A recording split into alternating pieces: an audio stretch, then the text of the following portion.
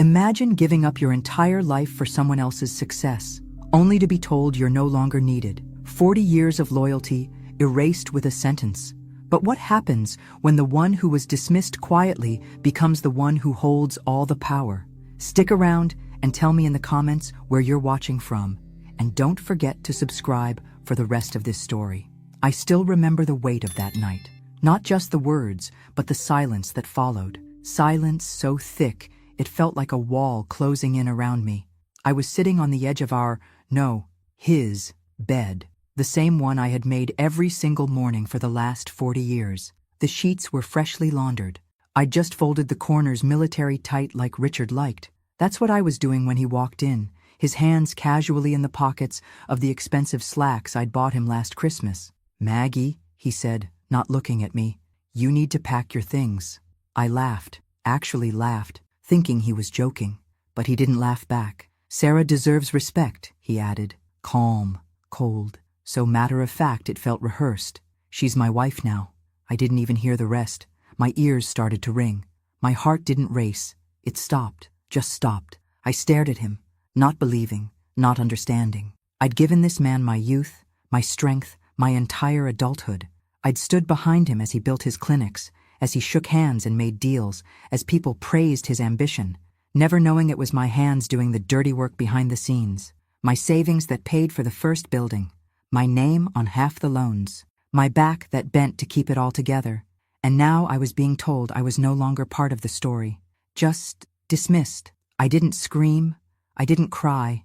I stood up slowly like I'd aged 30 years in 1 second, and I walked to the closet. He handed me a check, a ridiculous amount, as if I were some long-time employee being let go. Enough for a month or two in a motel, maybe. Certainly not enough for what I had sacrificed. "I'll have someone come by for the rest of your things," he said. I packed a single suitcase, just clothes, no photos, no memories, nothing to hold on to. And I left that house without saying goodbye to anyone. Not to Richard, not to Nathan, who once called me Mom, but hadn't so much as returned a phone call in years. Not even to the dog, who probably already loved Sarah more than he ever loved me. It was just me, a navy suitcase with a broken wheel, and a Charleston night that suddenly felt foreign and cold. I thought about going to a hotel, but the thought of handing over that pitiful check at a reception desk made me feel sick. I took a bus to my sister's place instead. Gina opened the door with one eyebrow already raised. Her home smelled like lavender and judgment. She looked at my suitcase, then at my face. "What happened?" she asked, though her tone suggested she already assumed it was my fault. "Richard remarried," I said. Just that. She didn't invite me in right away. She didn't hug me. She stared at me for a second too long. "Well," she finally muttered, stepping aside. "Guess I shouldn't say I told you so." She always said I'd wasted my life on a man who never really saw me. I used to defend Richard, fiercely. Not anymore. Gina gave me a guest room that smelled like old furniture and forgotten holidays. I stayed up all night, staring at the ceiling, wondering who I was now.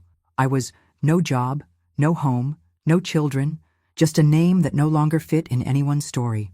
The next morning, she pushed a cup of black coffee into my hand and asked, "What are you going to do now?" I didn't answer, because I didn't know. The week that followed was brutal. Gina's tolerance had a short fuse, and her husband kept making little comments at dinner. "So, you ever going to get back on your feet? What were you doing all those years, just cooking and ironing? And worst of all, it's not like you had kids to raise." I wanted to scream, but I stayed silent. I always stayed silent, until I couldn't take it anymore. One morning, I left a thank you note and took a bus downtown. I had a few resumes folded in my purse, handwritten, because I didn't even have a laptop. I walked into the small library near the historic district. The woman behind the counter was maybe 35, her face tired but kind. I asked if they were hiring. She told me they needed someone part-time, front desk, minimum wage. I took it, and that's where I started over. The days at the library passed slowly. I shelved books, answered phones, helped older ladies print recipes. No one knew who I was, and for the first time in a long time, I found peace in being invisible. But something inside me stayed sharp, awake. Richard had discarded me like yesterday's news, but I wasn't done yet, and I knew, deep down, there were things buried in my past, documents, details, pieces of truth that I hadn't looked at in years. So one evening, after my shift ended, I went back to the small storage unit I'd rented with part of that pathetic check. I opened the box labeled Old Files, and that's when I found it. The paper that wasn't supposed to exist. My name. My signature. But I never signed that. Never. I stood there, the fluorescent light above me buzzing like static as the truth settled into my bones. This wasn't just betrayal. It was theft, and I wasn't going to stay silent anymore. It's strange how quickly people can forget everything you've done for them. Gina's voice still echoed in my ears even days after I left her house. You were always too soft, Maggie. Always waiting for someone to validate you. You gave him your life, and what did you get in return? A goodbye and a pity check? I couldn't argue. She wasn't wrong, but she wasn't kind either. I moved into a small basement apartment a few blocks from the library. The walls were thin, and the faucet dripped no matter how tightly I turned it. The radiator groaned like it was in pain, and the paint peeled from the corners of the ceiling. But it was mine. The money was almost gone by then, so I started walking everywhere to save what little I had. I ate ramen noodles, peanut butter sandwiches, and whatever was on sale at the corner store.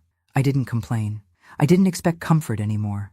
At the library, no one asked about my past, and that suited me just fine.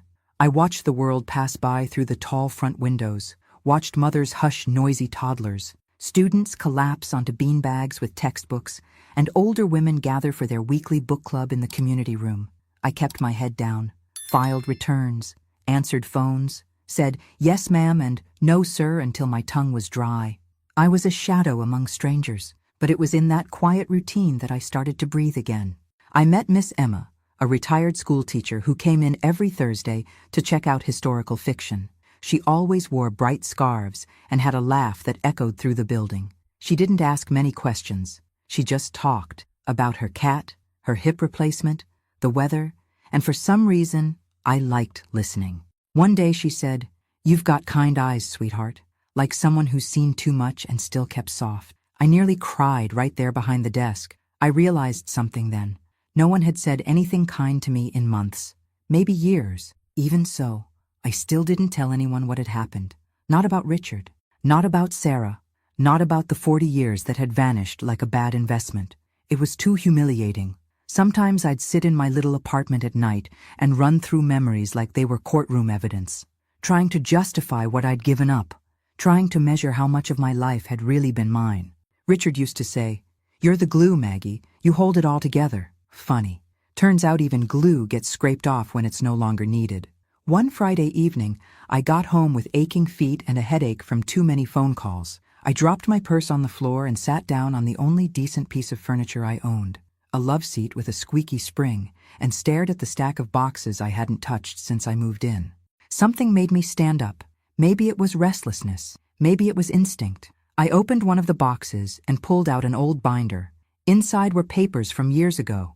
Bank statements, loan documents, medical records. Half of it was outdated junk. Then I saw it, a manila envelope labeled Hill Property, Deed and Transfer. I froze. The Hill property was land my parents had left to me, a small patch of wooded land outside Columbia. Nothing fancy, but it was mine. Always had been. I opened the envelope and pulled out the first document. There it was. My name, Margaret E. Hill. My signature at the bottom. Except it wasn't mine. I felt my breath catch in my throat. My hands trembled as I scanned the rest of the document. It was a property transfer. It said I had given Richard full ownership of the land 10 years ago, that I had signed over the deed willingly. Only I hadn't. I knew my own signature. I'd written it 1,000,000 times. This wasn't it. I sat there in the silence, the fluorescent kitchen light humming above me, and stared at the lie written in ink. He stole from me. It wasn't just betrayal. It wasn't just emotional abuse or neglect. This was fraud. My land, my name, my trust, all manipulated behind my back. My mind raced, flipping back through memories like an old Rolodex.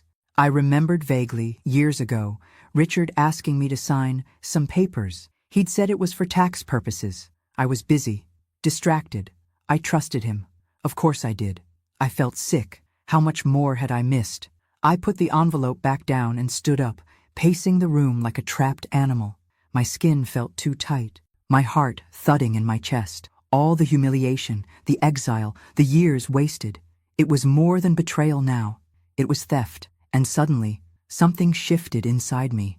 A cold, quiet determination settled in my chest like a stone dropped in water. No splashing, no dramatics, just stillness. I wasn't going to confront him.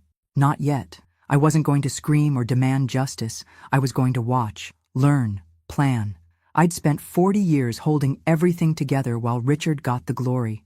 Now I would take it all back, piece by piece, and I would do it without ever raising my voice. Because a storm doesn't need to be loud to destroy everything in its path. I couldn't sleep that night. I lay on the love seat, fully dressed, the document sitting on the table in front of me like a snake coiled to strike. Every time I closed my eyes, I saw that signature, that forged signature, mocking me. My mind wouldn't stop spinning, unraveling memories I had ignored, dismissed or forgiven over the years. What else had he done? What else had I let him get away with? By morning, I had made a decision. I wasn't going to let this go. Not like all the other things I had swallowed over the years. The quiet insults, the backhanded dismissals, the way he had started introducing me as just Margaret at events, like I was an assistant instead of his wife. The way he told people I was never much into business, even though I was the one who managed the books for the first 3 clinics while he played golf with investors. I made a list of everything I had stored away in my memory, financial documents, loan applications, deeds. I started going through the rest of the boxes, pulling out anything with numbers, names, signatures, and that's when I found the second one. Another document, another transfer. This time, a power of attorney form, dated 8 years ago, supposedly giving Richard the right to act in my name for all financial matters. I sat down slowly, holding the paper like it was radioactive. I had never seen it before, never signed it, but there was my name, my forged signature again. He didn't just steal from me once. He'd built a system around it, quiet, clean, hidden behind marriage vows and just sign this real quick moments. And I had let him. I wasn't stupid. I was trusting. And there's a difference. The next morning, I called Claire. Claire Bennett had been my roommate for 2 semesters in college, back when I still thought I'd go into journalism.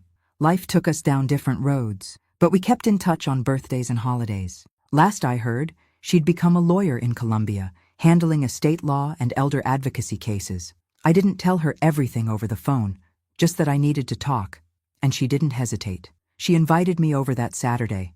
I wore a beige cardigan that made me look older than I felt, and brought the documents in a plastic grocery bag, because nothing about this was polished. Claire greeted me with a warm hug.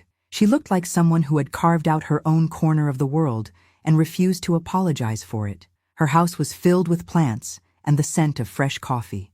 I laid the documents on her kitchen table, one by one, and watched her expression change from curiosity to concern to something like controlled fury.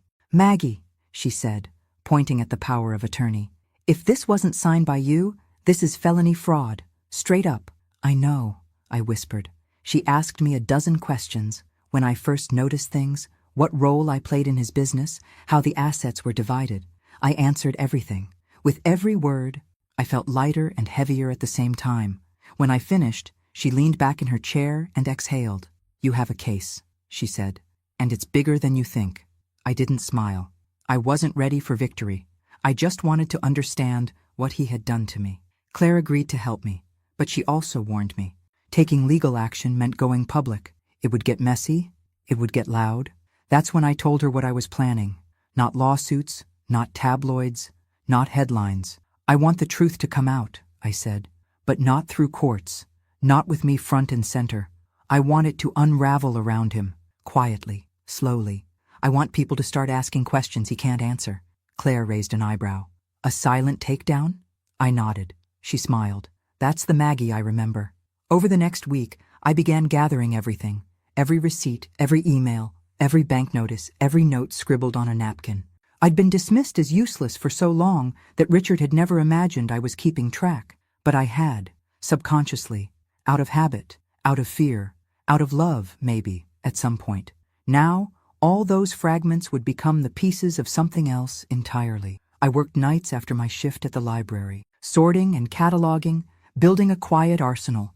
I bought a cheap laptop at a pawn shop and created burner email accounts. I scanned documents. I took photos. And then, on a rainy Tuesday, I opened a fresh document and gave it a name: The Real History of Richard L. Morgan. Because if I was invisible for 40 years, it was time someone finally saw what I'd seen all along, and I wasn't done digging yet. Not even close. If anyone had told me 5 years ago that I'd be spending my nights scanning documents and investigating the man I once called my husband, I would have laughed and called them dramatic. But there I was, sitting on the floor of my tiny apartment with a legal pad in one hand, a glass of lukewarm tea in the other, and my laptop humming beside me like a secret I was finally ready to tell. Claire had shown me how to search public records, property sales, business filings, tax liens, court dockets. I started slow, searching Richard's name, then his business partner, then Morgan Health Enterprises, LLC. I traced ownership histories, scanned deed transfers, followed money trails that always seemed to land in Richard's lap, even when the original assets were in my name. It was like peeling wallpaper and finding mold underneath. He hadn't just used me. He'd built his empire on me. One night I stumbled across an old mortgage agreement it was for the building that became his first clinic. The mortgage was secured with collateral listed under my maiden name, Margaret Elaine Hill. A small notation at the bottom read, "Borrower's spouse authorizes asset assignment." That was me. Except, once again, I had never signed it. How many times had he done this? How many documents had he forged while I cooked dinner or folded his laundry or waited in the car outside his meetings? It made me nauseous to think about it, but it also gave me purpose. Claire and I began piecing everything together. She didn't file anything yet, at my request. I wasn't ready for that kind of war. What I wanted was control. I wanted every piece of the puzzle before I made my move. The real breaking point came on a Thursday afternoon at the library. I was restocking the shelves when I overheard two women chatting near the new arrivals table. They were talking about Richard, about how he always had a heart for the community, how he helped open that free clinic for single mothers, how he just married that sweet young woman, Sarah. Lucky guy. Something inside me snapped. I didn't cry. I didn't scream, but I felt it, the tightening in my chest, the heat crawling up my neck. People loved him. They believed him, and I was just a footnote in his biography. That night, I opened my laptop and started writing letters. Not to lawyers, not to police, to people. Former employees, real estate agents, investors, journalists, council members. I wrote anonymously, calmly. I attached a few scanned documents, nothing overwhelming, just enough to sow a seed of doubt. I signed them only with the initials MEH. Then I sent them from burner accounts, one by one. The next day, I wrote more. It became a routine. I'd spend my mornings shelving books and saying hello to sweet old ladies, and my nights unraveling a life built on lies. It felt poetic, quiet justice. One email turned into 3. 3 turned into 20. I didn't expect immediate results. But the thing about secrets is, once they're out there, they spread. And Richard had a lot of them. One day, Claire called me and said, "I think I found something." She sent me a scanned copy of a will. Not mine, not Richard's. My mother's, the will I thought was destroyed after probate. Claire circled a line in red. All real property to be transferred solely to my daughter, Margaret Hill. But according to county records, that land had transferred to Richard less than 2 months after my mother's passing. The signature on the release form? Forged. By him. He hadn't just used me. He'd reached back through my family line, stealing from a woman who trusted him like a son. That was when I stopped hesitating. The plan shifted. This wasn't just about getting even. This was about telling the truth, my truth, and making sure no one else could ever call him a hero again. I updated the digital file I'd started, The Real History of Richard L. Morgan, and renamed it The Empire Built on My Silence, because that's what it was. He succeeded because I never spoke up, but I was done being quiet. I wasn't going to take him to court. I was going to take him apart, one lie at a time. There's something haunting about watching your own life unfold in front of you like evidence at a crime scene. Night after night, I sat at that wobbly kitchen table surrounded by folders, receipts, emails, and legal copies. Every paper I touched seemed to whisper a story I had forgotten, or chosen to forget, out of love, loyalty, or just plain survival. But now, I listened. I wasn't the same woman who stood silent in the face of betrayal. I was becoming something else, and they didn't even see it coming. Everyone thought I had disappeared, that I was living out my days knitting in the dark, waiting for someone to care. But I was watching, I was remembering, and most of all, I was learning. I began visiting people from Richard's past, starting with the ones he thought had vanished into the background just like I had. Old clinic staff, construction workers, receptionists, secretaries. People forget how much power quiet people have.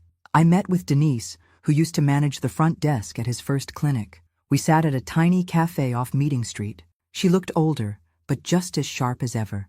She was cautious at first, but when I brought up Richard's name, something flickered in her eyes. "Why do you want to know?" she asked.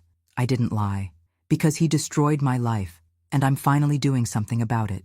She sat back in her chair, stirred her tea, and after a long pause said, "Good." Then she told me things I never knew. About payments that didn't match the books. About a vendor who was paid double what they were owed, then disappeared. About whispers of offshore accounts that no one ever dared to confirm. It wasn't just emotional manipulation or fraud. It was calculated. And Richard had counted on my silence to keep it all under wraps. But there was something else, something Denise said as she stood up to leave that stuck with me. "You know," she said, "he once told me he couldn't have done any of it without you." It wasn't a compliment. It was a confession. I left the cafe shaken. I'd always assumed I was the collateral damage in Richard's climb to the top. But the truth was worse. I had been the foundation, the one he built everything on. The next day, I went to see Claire again. I brought everything I had. Notes, files, scanned documents, recordings from the meetings I'd started to document. She was stunned by the scope of it all.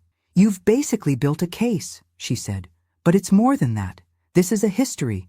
I told her I wanted to make it public, but not in my name, not yet. We created a secure folder online, set it to private, and began uploading everything under anonymous titles. Forged deeds, altered documents, timelines, employee statements, all cross-referenced, all verified.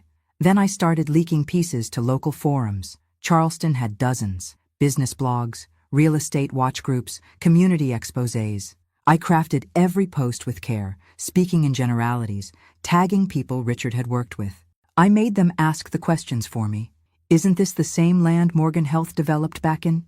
Why does this power of attorney look off? Anyone know who MEH is? No one connected it to me. And still, I wasn't done. One evening, I visited the small attic of the house I had once called home. Not inside. It was Sarah's house now, officially. But I knew Richard hadn't bothered to clear everything out. He never did the dirty work himself. I climbed up there while Sarah was away and Richard was overseas at some conference. I still had the old garage door code. I moved quietly, like a ghost. That's where I found the file box, a plain black box labeled simply Morgan, personal. Inside, dozens of old folders, notes scribbled in Richard's messy handwriting, and one envelope that stopped me cold. It had my mother's name on it. I opened it with shaking fingers. Inside, a letter, written by my mother just weeks before she passed away. She had written it to me. I had never seen it, and Richard had kept it from me all these years. In it, she said she was proud of me, that she trusted me with everything, that the land was meant to be my sanctuary, my freedom. She even warned me, subtly, that money has a way of making some men forget who they are. I sat in that attic and cried for the first time in months. Not out of sadness, but out of clarity. Richard didn't just steal my land. He stole my mother's final words, and that made this personal in a way I hadn't allowed myself to admit until now. I copied the letter, photographed every page, put everything back exactly how I found it, and I walked away. Not with vengeance in my heart, but with resolve, because now I had everything I needed, a plan, a motive, and a reason to see this through. I was no longer mourning the life I had lost. I was preparing to take it back. It started with a whisper. One anonymous post in a real estate forum titled, "Revisiting the Origins of the Morgan Health Clinics. Was there ever a paper trail?" I kept the tone neutral, just asking questions, but I embedded an image, one of the forged deed transfers that transferred my land to Richard. I didn't explain what it was. I let them wonder. Then I posted a second message in a business ethics blog. This time, I dropped a hint about forged signatures and property deals that had never gone through proper legal channels. I named no names, just dates and documents. By the next morning, the comments were alive. This sounds shady. Is this about Richard Morgan? I worked with him years ago. Wouldn't surprise me. People were guessing, and that was exactly what I wanted. I wasn't interested in shouting from the rooftops. I wanted rumors that felt just close enough to truth, because people believe whispers more than they believe declarations. It was time to become the whisper. I created an email account under the initials MEH and started sending copies of carefully chosen documents to a small list. 2 investigative journalists, 1 ethics professor at the local university, and a blogger known for covering business scandals in Charleston. The subject line read simply, "When reputation is built on fraud." Inside, I attached the first forged document and included 1 sentence. "This is just the beginning." Then I vanished from the inbox. No signature, no request for a reply, no breadcrumbs. I waited, and while I waited, I kept working. I created a small burner phone and programmed it with a few investor contacts I'd remembered from galas and business dinners. Names Richard had dropped when bragging about his empire. I started texting them. Simple things, questions, suggestions. Ever wonder how Morgan Health acquired that Columbia lot back in? Check the property records for the Hill estate. I'd be careful about tying your name to Richard's next expansion. I signed nothing, but the phone calls started the next week. Not to me, to him. I knew because Claire forwarded me a clip from a voicemail she'd been sent anonymously by a contact inside the investor group. Richard audibly rattled, saying, "Someone's digging. They've got old documents." I smiled. That was the first time in 40 years I imagined him afraid. At the library, life went on. I shelved books, smiled at the regulars, said hello to Miss Emma, and helped a student find a copy of The Great Gatsby for an essay. No one had any idea what I was doing after dark. That made it even sweeter. But it wasn't just about making noise. I wanted precision, timing, so I started marking my calendar. Mondays were for document drops, Wednesdays for email leaks, Fridays for anonymous posts. It wasn't chaos, it was strategy. I leaked a scan of the power of attorney, then a copy of the bank statement showing loan funds diverted under my name. Then, my favorite, a photo of the original letter from my mother, dated and initialed, with her own handwriting clearly visible. I cropped out personal details, but left just enough to make it undeniable. The caption was simple: "A letter never delivered, a land never truly given." That post alone had over views in 48 hours. Richard's name started popping up in comment sections, always surrounded by question marks. And then came the local expose. A Charleston business blog published a story, "The Empire Beneath the Surface: What We Don't Know About Richard Morgan." They didn't accuse him directly. They just asked smart, inconvenient questions, the kind that make investors nervous. That same night, I walked past the house that used to be mine. The porch light was off, the windows dark. I wondered if Sarah was beginning to sense it too, that cold prickle when you realize something isn't right. I wondered if she'd start asking her own questions. I hoped so, because the storm was coming, and I wasn't finished yet. I was just getting started. It started with Nathan. I didn't expect that. He'd spent the last decade pretending I didn't exist. When Richard introduced Sarah as his real family and pushed me out, Nathan didn't even blink. Not a phone call, not a text, not even a shrug. I raised him, not biologically, but I was the one who taught him how to tie his shoes, who showed up to every parent-teacher conference, who stayed up when he had a fever and made pancakes on Saturdays. Richard was too busy building empires to be a father, but I was always there, until I wasn't needed anymore, until Sarah came along and he conveniently forgot who taught him how to be kind. Or maybe he just chose not to remember. That's why I wasn't ready when he showed up. He came to the library. I was restocking the new arrivals when I saw him standing by the front desk, tall and uncomfortable in a pressed suit, like he didn't quite know how to exist without an audience. "Maggie?" he asked. I turned slowly, heart hammering in my chest. He looked older, not in age. He was in his late 30s now, but in the kind of way that told me he was tired, worn, the golden child tarnished. "Can we talk?" he asked. I led him outside to the bench beneath the magnolia tree. I didn't say anything. I just waited. "There's something going on," he said.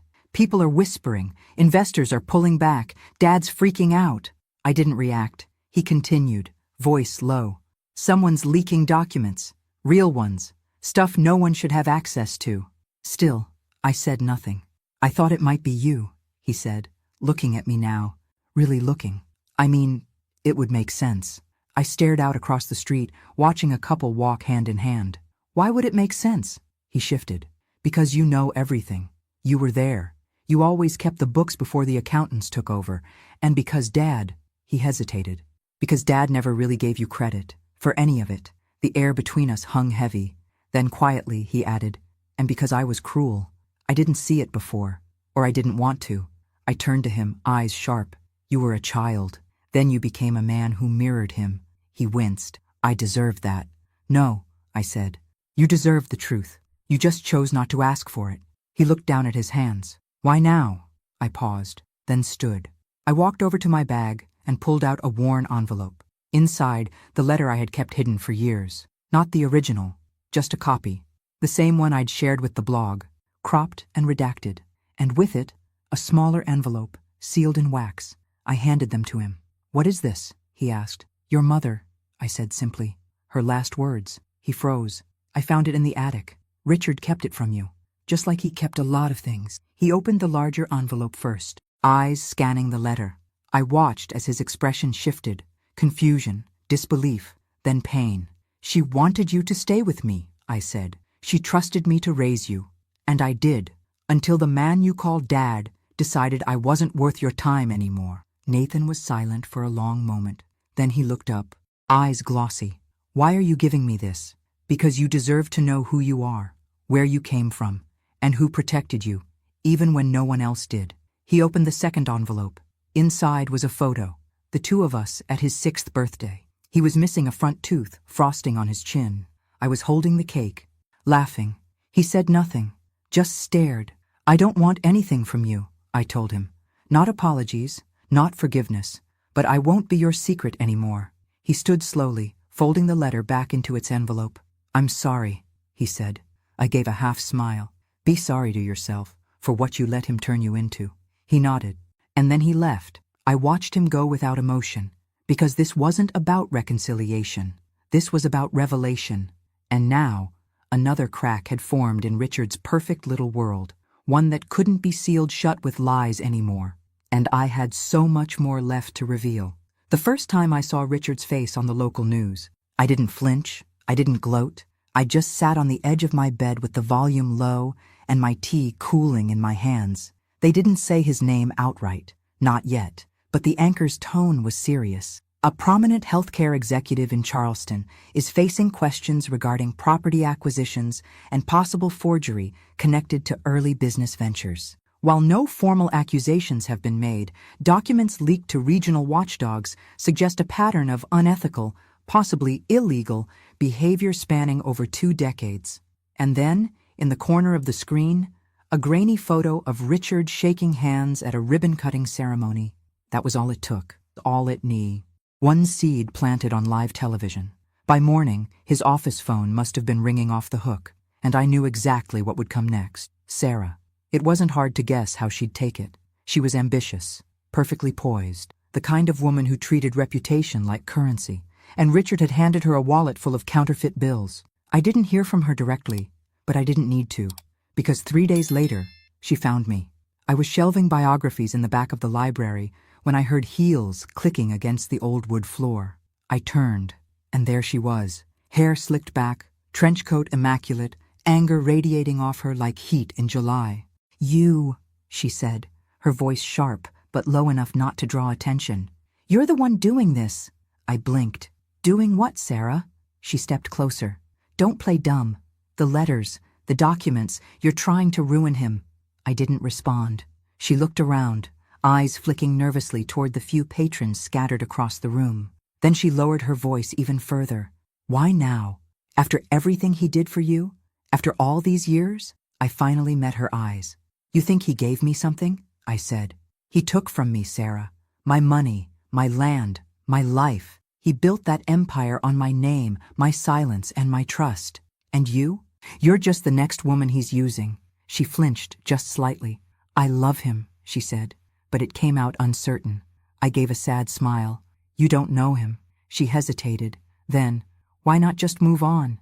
You could have taken the check, started over. Why go to war? I leaned in, quiet but firm.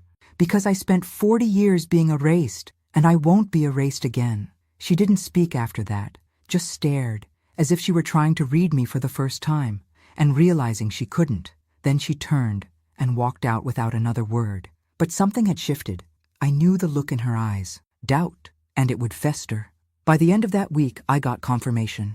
An anonymous tip, forwarded to Claire, revealed that Sarah had retained a private attorney. Not for Richard, for herself. She was beginning to dig. She had access to his personal files, his safe, his private emails. And while she didn't know it, she was about to find everything I had already found, and more. Claire called me one night, voice tense with disbelief. She found the originals, she said. Deeds, letters, loan documents, even some personal recordings. He kept everything, like he never thought anyone would challenge him. I felt something stir in my chest. Not quite victory, but justice, coming into focus. Sarah didn't reach out again, but I didn't need her to, because she had seen the rot in the foundation, and she was beginning to understand just how deep it went. The walls were closing in now.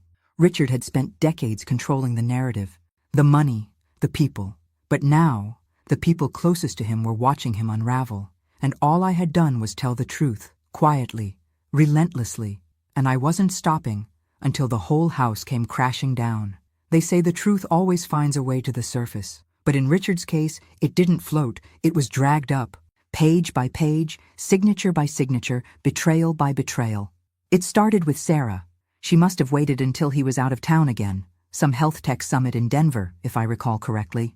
Claire's source told us Sarah entered his office at night, alone. She had the passcode to his private safe. Of course she did. She was his wife, after all. Inside, she found the black box, the one I had found weeks earlier. But she didn't just peek inside like I had. She opened every file. She read every contract, listened to every recorded phone call saved on USB drives, saw every lie, every name forged, every land deed rewritten without consent. She saw my mother's letter. She saw my name on documents I never signed. She saw the signature he had practiced until it looked like mine. And for the first time, Sarah finally understood who she had married. She took it all, photocopied it, scanned it, compiled it into a flash drive. Then she did what Richard never expected her to do. She handed it to a lawyer. Claire called me that morning, her voice electric with disbelief. She gave me everything, Maggie, she said. She came into my office, sat down and said, I didn't sign up for this. I won't be complicit. She's out. I didn't say a word. Just let the quiet wrap around me like armor, because I already knew. The house of cards had finally started to collapse. Over the next few days, things moved fast. Claire took the drive and filed an anonymous complaint with the South Carolina Department of Revenue, then with the Secretary of State's office. Then, quietly, with 2 investigative journalists from the Post and Courier who had been waiting for the green light. It was out of our hands now, but still very much in our favor. Richard returned from Denver to chaos. Silent phone calls, cold shoulders, an emergency board meeting. A legal notice slid under his office door. He must have thought he could spin it. He always did. But this time, there were too many threads, too many inconsistencies, too much proof. And worst of all, there was no villain to point to, no scandalous ex, no dramatic public accusations, no courtroom breakdown, just the quiet unraveling of decades of deceit. And I stayed silent, watched it all from a distance like a storm I didn't need to run from anymore. People began whispering in higher circles. How did he get away with it for so long? Was his wife involved? Did anyone ever meet the first woman? What was her name again? They remembered me now. Not as Richard's wife, but as the one who vanished and came back with the truth. I heard through Claire that Sarah had moved out, took only what she brought into the marriage and the flash drive that changed everything. As for Nathan, he'd gone quiet too. Rumor was he'd begun the process of legally removing the Morgan name from his financial holdings. He hadn't called me again. I didn't expect him to, but I knew he saw it now, the lie of it all. One afternoon, I walked by Richard's clinic in the old historic district. It was shuttered. A white sheet of paper taped to the door read, "Closed for restructuring." The building looked tired, like it finally felt the weight of all it had carried. I stood there for a long moment, not satisfied, not triumphant, just still. Because it wasn't about revenge anymore, it was about truth, and the truth had finally spoken, loud enough for the world to hear. There was a moment, just one, that made everything pause. It was early morning. The air was crisp, the streets quiet. I was walking to the library with a warm cup of coffee in hand when my phone buzzed with a message from Claire. Just one line. They're publishing it today.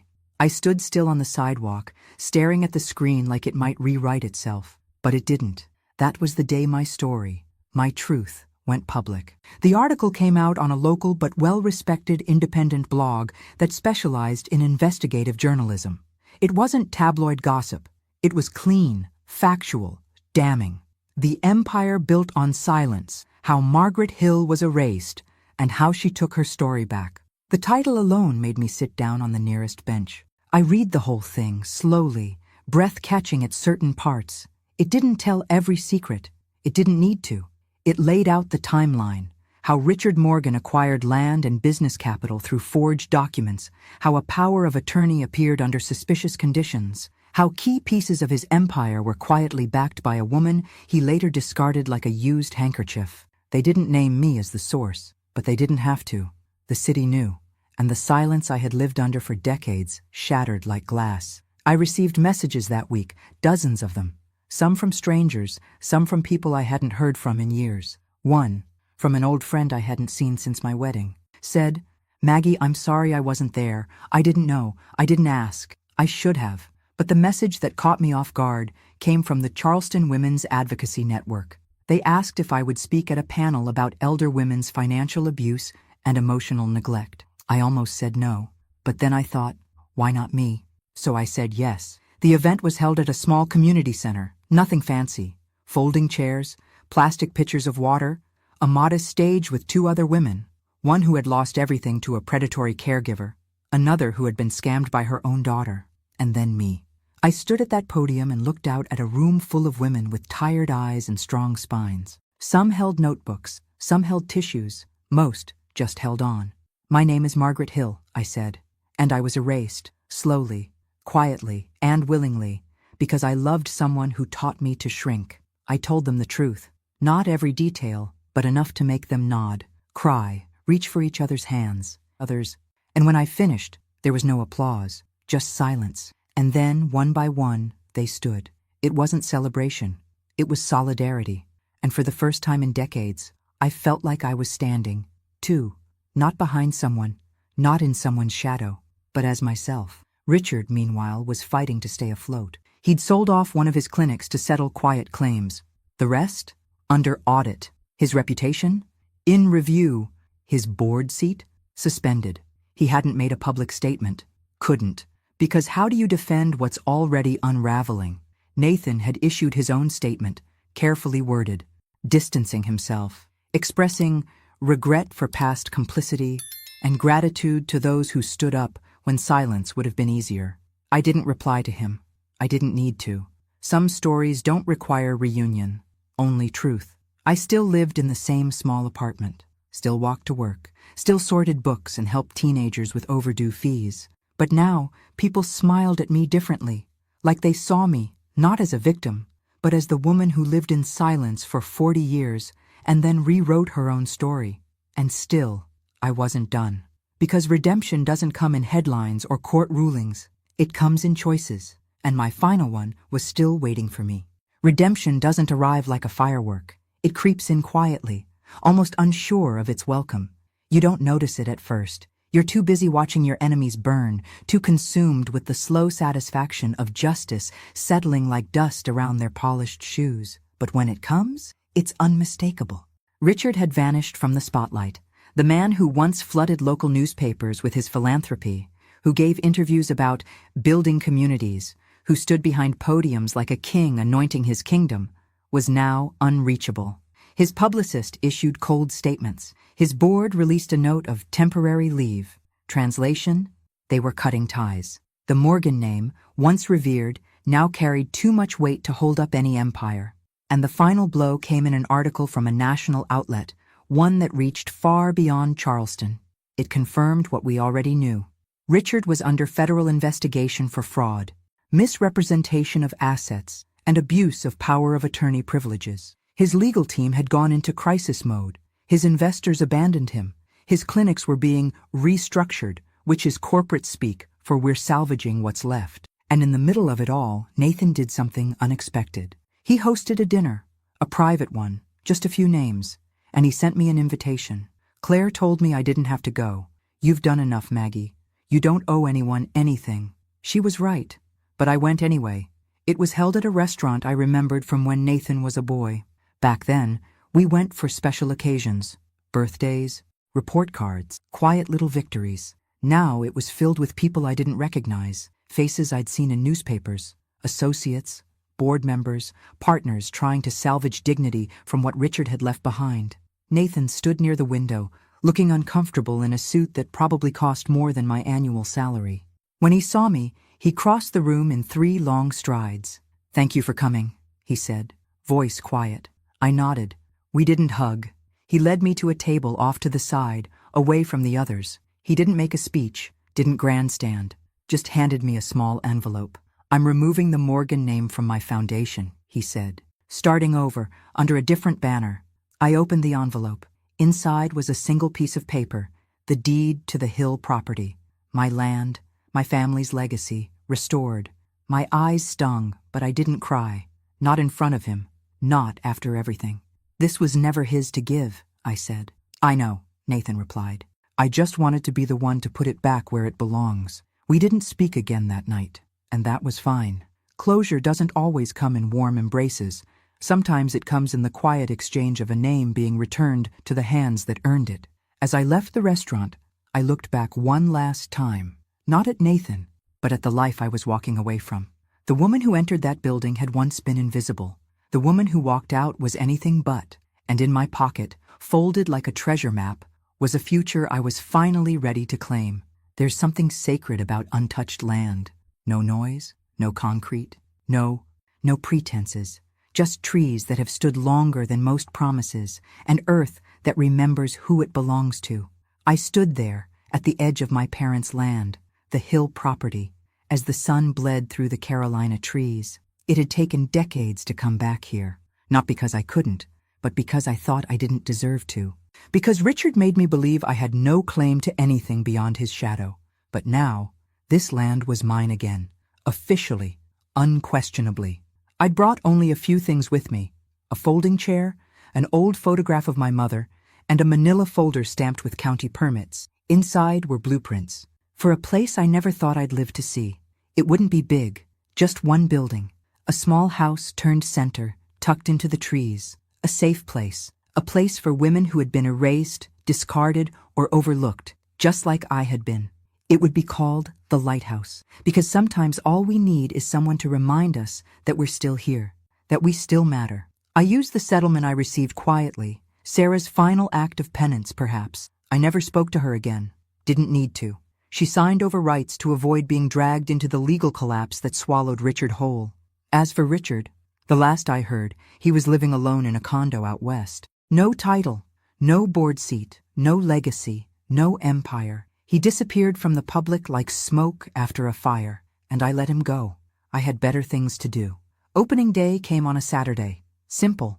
No press, no ribbon cutting, just a gathering of women, some gray-haired, some young, all carrying stories that had never been heard in rooms that never listened. We sat in a circle, sipping lemonade from paper cups, sharing silence and strength in equal measure. When it was my turn to speak, I didn't rehearse anything. I just stood. "My name is Margaret Hill," I said. "For 40 years, I was the backbone of something I never got credit for. I gave everything to someone who told me I was lucky just to be beside him. And when I had nothing left to give, he told me to go." I paused. But he forgot something. He forgot that women like us, we don't stay gone. We watch, we wait, and when the time is right, we rise. A soft murmur of agreement passed through the group. Heads nodded, eyes welled. "And I don't need applause," I added. "I don't need headlines. I just need you to know. You're not invisible. You never were." We didn't clap. We just sat together, in the light, and I felt peace for the first time in my life, not because I had won, but because I had reclaimed my name, my voice. my worth. And as the trees swayed gently behind us, I knew my story was no longer about what I had lost. It was about what I chose to build, silently, steadily, unforgettably. Thanks for listening. Don't forget to subscribe and feel free to share your story in the comments. Your voice matters.